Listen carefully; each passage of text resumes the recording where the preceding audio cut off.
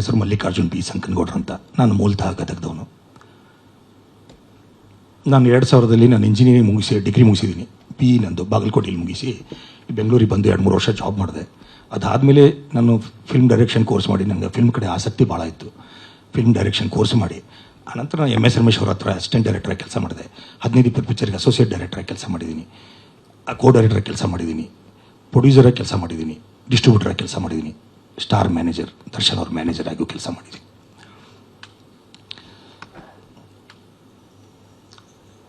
ಎಲ್ಲ ಚೆನ್ನಾಗಿ ನಡೀತಾ ಇತ್ತು ಸರ್.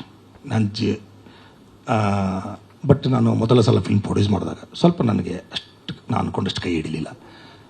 ಅದರಿಂದ ಸ್ವಲ್ಪ ನನಗೆ ಸ್ಟಾರ್ಟ್ ಆಯಿತು ನನ್ನ ಪ್ರಾಬ್ಲಮ್ಗಳು. ಬಡ್ಡಿ, ಚಕ್ರ ಬಡ್ಡಿ, ಮೀಟ್ರ್ ಬಡ್ಡಿ, ಸುಸ್ತಿ ಬಡ್ಡಿ, ಗೊತ್ತಲ್ಲ ಸರ್ ಇಂಡಸ್ಟ್ರಿಯಲ್ಲಿ. ಅದನ್ನು ಕಟ್ಟಿ ಭಾಳ ಸುಸ್ತಾಗ್ಬಿಟ್ಟಿದೆ. ಇಷ್ಟು ಮಧ್ಯದಲ್ಲಿ ನಾನು ಡೈರೆಕ್ಷನ್ ಮಾಡಿದೆ, ಡಿಸ್ಟ್ರಿಬ್ಯೂಷನ್ ಮಾಡ್ತಿದ್ದೆ, ಪ್ರೊಡಕ್ಷನ್ ಮಾಡ್ತಿದ್ದೆ. ಕೆಲವು ಪಿಕ್ಚರ್ ಕೈ ಹಿಡಿತಿತ್ತು, ಕೆಲವು ಪಿಕ್ಚರ್ ಕೈ ಹಿಡಿತಿರಲಿಲ್ಲ. ಪರ್ಸೆಂಟೇಜು ಲಾಸು ಮತ್ತು ಪ್ರಾಫಿಟ್ ಪರ್ಸೆಂಟೇಜ್ ಲೆಕ್ಕ ಹಾಕಿದಾಗ ಪ್ರಾಫಿಟ್ ಪರ್ಸೆಂಟೇಜ್ ಕಡಿಮೆ ಆಯಿತು, ಲಾಸ್ ಪರ್ಸೆಂಟೇಜ್ ಹೆಚ್ಚಿಗೆ ಆಗಿತ್ತು ನನಗೆ. ಹೀಗಾಗಿ ಅದು ಬೆಳೀತಾನೆ ಇತ್ತು. ಬಟ್ ಏನೋ ಇವತ್ತಿಲ್ಲ ನಾನೇ ಗೆಲ್ತೀನಿ, ಇವತ್ತಿಲ್ಲ ನಾನೇ ಏನೋ ಮಾಡ್ತೀನಿ, ಒಂದು ಯಾವುದೋ ಪಿಕ್ಚರ್ ಕೈ ಹಿಡಿದ್ಬಿಟ್ರೆ ನಮ್ಮದೆಲ್ಲ ಪ್ರಾಬ್ಲಮ್ ಸಾಲ್ವ್ ಆಗ್ಬೋದು ಒಂದೇ ಒಂದು ರೀಸನ್ಗೋಸ್ಕರ ನಾನು ಮತ್ತೆ ಎಲ್ಲೋ ಸಾಲ ಮಾಡ್ತಿದ್ದೆ, ಏನೋ ಮಾಡ್ತಿದ್ದೆ, ಬಡ್ಡಿನೋ ಏನೋ ಫೈನಾನ್ಷಿಯಲ್ ಕಮಿಟ್ಮೆಂಟ್ ಮಾಡಿಕೊಂಡು ನಾನು ಆಲ್ರೆಡಿ ಜೀವನ ನಡೆಸ್ತಾ ಇದ್ದೆ ಸರ್. ಅಷ್ಟರ ಮಧ್ಯದಲ್ಲಿ ಈ ಮೊನ್ನೆ 1-2-3 ಪಿಕ್ಚರ್ ಪ್ರೊಡ್ಯೂಸ್ ಮಾಡಿದಾಗ ಅದು ಲಾಸ್ ಆಯಿತು. ನಂದು 1-2-3 ತೆಲುಗು ಪಿಕ್ಚರ್ ಡಿಸ್ಟ್ರಿಬ್ಯೂಷನ್ ಮಾಡಿದೆ, ಅದು ಲಾಸ್ ಆಯಿತು. ಇನ್ನೂ ಬೇರೆ ಪಿಕ್ಚರ್ಗಳ ಹೆಸರುಗಳು ಹೇಳೋಕ್ಕೆ ಇಷ್ಟಪಡಲ್ಲ. ಭಾಳ ಪಿಕ್ಚರಲ್ಲಿ ನಾನು ಲಾಸ್ ಅನುಭವಿಸ್ಬೇಕಾಯಿತು. 2018 ಜುಲೈ 1 ನಾನು ಬೆಂಗಳೂರು ಬಿಟ್ಟಿರೋದು. ಬೆಂಗಳೂರು ಬಿಡಬೇಕಾದ್ರೆ ನನ್ನ ಹತ್ರ ಬರಿಗೈಲಿ ಇದೆ ಸರ್, ನನ್ನ ಹತ್ರ ₹1 ಇರಲಿಲ್ಲ. ಮೀಡಿಯಾದಲ್ಲಿ ಏನೇನೋ ಹೇಳಿದ್ದಾರೆ ಅಂತ ವಿಷಯ ಆಮೇಲೆ ಗೊತ್ತಾಯಿತು ನನಗೆ. ಬಟ್ ನಾನು ಹೋಗ್ಬೇಕಾದ್ರೆ ಹೆಚ್ಚು ಕಡಿಮೆ ಯಾರಿಗೋ ಬಡ್ಡಿ ಕಟ್ಟೋಕ್ಕೆ ಅಂತ ಒಂದು ₹15,000 ದುಡ್ಡಿಟ್ಟಿದ್ದೆ ಸರ್. ಆ ಬಡ್ಡಿ ಅವತ್ತು ಸಾಯಂಕಾಲ ಆದರೆ ಕೊಡಬೇಕು, ಅನಿವಾರ್ಯವಾಗಿ ಊರು ಬಿಡುವಂಥ ಪ್ರಸಂಗ ಬಂತು. ಆ 15,000 ಅಷ್ಟೇ ನನ್ನ ಜೇಬಿಳಿತ್ತು, ಬರಿಗೈ ಲೆಕ್ಕನೇ ಅದು. 15,000 ಅಷ್ಟೇ ನನ್ನ ಊರಿಗೆ ಹೋಗೋಕ್ಕಂತ ಸ್ವಲ್ಪ ದುಡ್ಡಿತ್ತು ಅಷ್ಟೇ ಸರ್. ಅದು ಬಿಟ್ಟರೆ ನನ್ನ ಹತ್ರ ಏನೂ ದುಡ್ಡಿರಲಿಲ್ಲ, ₹1 ದುಡ್ಡಿರಲಿಲ್ಲ ಸರ್. ನಾನು ಎಲ್ಲನೂ ಇಲ್ಲೇ ಕಳೆದಿದ್ದೀನಿ. ನಾನು ಒಂದೇ ಕೆಲಸ ಮಾಡಿಲ್ಲ. ನಂದು ಹೋಟೆಲ್ ಬಿಸ್ನೆಸ್ ಇತ್ತು, ನಂದು ಖಾನಾವಳಿ ಮಾಡಿದ್ದೆ ವಿಜಯನಗರದಲ್ಲಿ, ಗೋದಾವರಿ ಮೆಸ್ ಅಂತ. ಮತ್ತು ಒಂದು ಸಾಫ್ಟ್ವೇರ್ ಕಂಪ್ನಿ ಮಾಡಿದ್ದೆ. ಮೈನ್ಸಲ್ಲಿ ಸ್ವಲ್ಪ ಯಾರೋ ನನ್ನ ಫ್ರೆಂಡ್ ಹೇಳಿದ್ದಕ್ಕೆ ಅಲ್ಲಿ ದುಡ್ಡು ಹಾಕಿದ್ದೆ.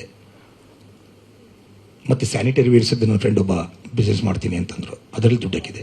ನಾನು ಸ್ವಲ್ಪ ಯಾರೋ ನನ್ನ ಫ್ರೆಂಡ್ಸ್ ಬಂದರೆ ನನ್ನ ಕೈಲಿ ಇದ್ದಾಗ ಆವಾಗ ಮಾಡ್ತಿದ್ದೆ. ಅವಾಗ ಟೈಮ್ ಚೆನ್ನಾಗಿತ್ತು, ಎಲ್ಲೋ ಸ್ವಲ್ಪ ದುಡ್ಡು ಓಡಾಡ್ತಾ ಇತ್ತು, ಹೆಂಗೋ ಅಡ್ಜಸ್ಟ್ ಮಾಡ್ಕೊಂಡು ಮಾಡ್ತಾಯಿದ್ದೆ. ಬಟ್ ಯಾವ ನನ್ನ ಕೈ ಹಿಡಿಲಿಲ್ಲ ಸರ್. ಒಂದೇ ಸ್ವಲ್ಪ ಹೋಟೆಲ್ ಬಿಸ್ನೆಸ್ ಒಂದು ರೇಂಜಿಗೆ ಕೈ ಹಿಡಿತು ಅಷ್ಟೇ ನನಗೆ. ಅದನ್ನು ನನ್ನ ಫ್ರೆಂಡ್ ಮೇಲೆ ನಾನು ಸ್ವಲ್ಪ ಬ್ಯುಸಿ ಆದಮೇಲೆ ಅದನ್ನು ನನ್ನ ಫ್ರೆಂಡಿಗೆ ಬಿಟ್ಕೊಟ್ಟೆ. ಅವನು ಒಂದಿಷ್ಟು ದಿವಸ ನಡೆಸಿ ಅದನ್ನು ಬಿಟ್ಬಿಟ್ಟ. ಆಮೇಲೆ ಅದು ನನ್ನ ಕೈ ಬಿಟ್ಟು ಹೋಯಿತು. ಹೀಗೆ ನಾನು 15 ವರ್ಷ 2003 ಮಾರ್ಚ್ 3 ನಾನು ಇಂಡಸ್ಟ್ರಿ ಕಾಲಿಟ್ಟಿದ್ದು. ಶಿವಣ್ಣ ಅವ್ರ ಪಿಕ್ಚರ್ ವಾಲ್ಮೀಕಿ ಪಿಕ್ಚರಿಂದ MS ರಮೇಶ್ ಅವ್ರ ಡೈರೆಕ್ಟರ್, ನಾನು ಅಸಿಸ್ಟೆಂಟ್ ಡೈರೆಕ್ಟರಾಗಿ ಕೆಲಸ ಮಾಡಿದೆ. ಆವಾಗಲೇ ನನಗೆ ದಿನಕರ್ ಪರಿಚಯ ಆಗಿದ್ದು. ಆ ದಿನಕರ್ ಅವ್ರ ಜೊತೆ ನನ್ನ ಬಾಂಧವ್ಯ ಹೆಚ್ಚಿಗೆ ಬೆಳೀತು. ಹಾಗಾಗಿ ತೂಗುದೀಪ ಪ್ರೊಡಕ್ಷನ್ ಜೊತೆ, ತೂಗುದೀಪ ಫ್ಯಾಮಿಲಿ ಜೊತೆ ನಾನು ಭಾಳ ಕ್ಲೋಸ್ ಆದೆ. ಇವತ್ತು ನಾನು ಒಂದು ಮಾತು ಹೇಳೋಕ್ಕೆ ಇಷ್ಟಪಡ್ತೀನಿ. ತೂಗುದೀಪ ಪ್ರೊಡಕ್ಷನ್, ತೂಗುದೀಪ ಡಿಸ್ಟ್ರಿಬ್ಯೂಷನ್ ನನ್ನ ಫ್ಯಾಮಿಲಿ ಥರ, ನನ್ನ ಸ್ವಂತ ಮಗನ ಥರ ನೋಡ್ಕೊಂಡಿದ್ದಾರೆ. ದರ್ಶನ್ ಸರ್ ಆಗಲಿ, ದಿನಕರ್ ಆಗಲಿ. ಇವತ್ತು ಒಂದು ದಿನ ದರ್ಶನ್ ಸರ್ ನನಗೆ ಏಕವಚನದಲ್ಲಿ ಮಾತಾಡಿಲ್ಲ. ಯಾಕೆಂತಂದರೆ ನನ್ನ ಮೇಲೆ ಅಷ್ಟು ಗೌರವ ಇಟ್ಟಿದ್ರು, ನಾನು ಅವ್ರ ಮೇಲೆ ಅಷ್ಟು ಗೌರವ ಇಟ್ಟಿದ್ದೆ. ನನ್ನ ಕಷ್ಟ ಅಂದಾಗ ಭಾಳ ಸಲ ಹೆಲ್ಪ್ ಮಾಡಿದ್ದಾರೆ. ನನ್ನ ಸ್ವಂತ ಅಣ್ಣನ ಥರ ಅವರು, ಸಿಂಪಲ್ಲಾಗಿ ಹೇಳ್ಬೇಕಂದ್ರೆ ನನ್ನ ಸ್ವಂತ ಅಣ್ಣನ ಸರ. ದಿನಕರು ನನಗೆ ಅಷ್ಟೇ ಹೆಲ್ಪ್ ಮಾಡಿದ್ದಾರೆ.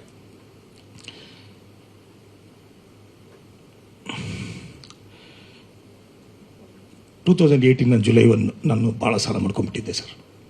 ಫೈನಾನ್ಷಿಯಲ್ ಕಮಿಟ್ಮೆಂಟ್, ಸ್ವಲ್ಪ ಪಾಶಾಗಿ ಹೇಳ್ಬೇಕಾದ್ರೆ ನಾನು ಸಾಲ ಮಾಡ್ಕೊಂಡ್ಬಿಟ್ಟಿದ್ದೆ. ಊರು ಬಿಡುವಂಥ ಪ್ರಸಂಗ ಬಂತು. ಬೇರೆ ವೈಯಕ್ತಿಕ ಸಮಸ್ಯೆಗಳು ಅದು.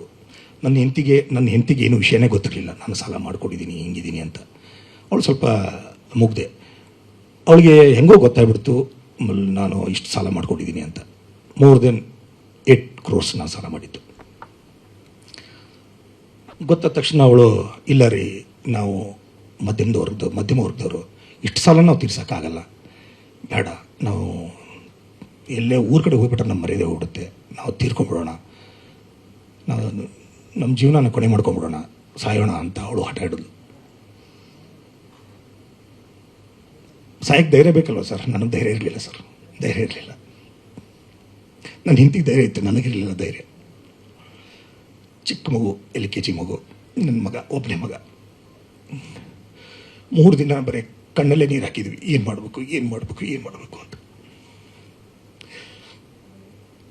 ಸಾಯಬೇಕು ಅನ್ನೋ ವಿಚಾರ ಇದ್ದಾಗ ಒಂದು ಫೋನ್ ಬರುತ್ತೆ ನನಗೆ, ನನ್ನ ಮಿಸ್ಸಸ್ ಊರಿಂದ ಒಂದು ಫೋನ್ ಬರುತ್ತೆ.